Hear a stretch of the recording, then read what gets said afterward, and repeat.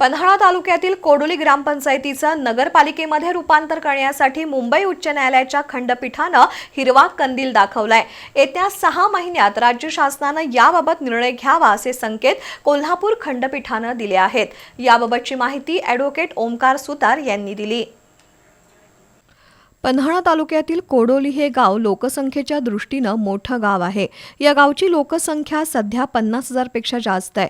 सन 2011च्या जनगणनेनुसार गावची लोकसंख्या 29,000 इतकी होती आणि राज्य शासनाच्या निकषानुसार ज्या गावची लोकसंख्या 25,000 पेक्षा जास्त आहे त्या गावासाठी नगरपालिका होणं क्रमप्राप्त आहे। त्या दृष्टीनं सन 1993 साली गावानं नगरपालिका व्हावी अशी भूमिका मांडली होती आणि राज्य शासनानं उद्घोषणा करत हरकती मागवल्या होत्या। त्यावेळी नगरपालिका व्हावी म्हणूनच सर्वांनी सहमती दर्शवली होती।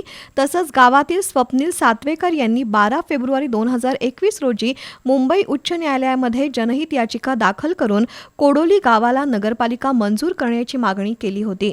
त्यानंतर गावातील काही नागरिक जयदीप मोहिते, संदीप मोहिते यांनी देखील न्यायालयामध्ये कोडोली गावाला नगरपालिका व्हावी म्हणून मागणी केली होती। दरम्यान 16 जून 2026 रोजी न्यायालयाच्या वतीनं राज्य शासनाला कोडोली गावाला नगरपालिका मंजूर व्हावी त्यासाठी 6 महिन्यात निर्णय घ्यावा असे निर्देश देण्यात आलेत।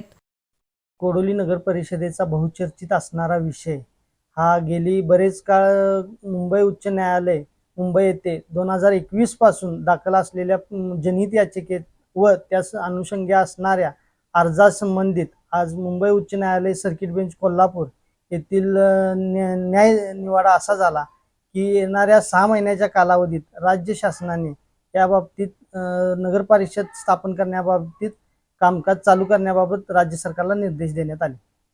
न्यायालयामध्ये याचिकाकर्त्यांच्या बाजूने ॲडव्होकेट धैर्यशील सुतार, ॲडव्होकेट ओंकार सुतार, तेजस्विनी सुतार, रश्मी आडनाईक, श्रुती घोडके आणि उमाकांत वाघमारे यांनी काम पाहिलंय।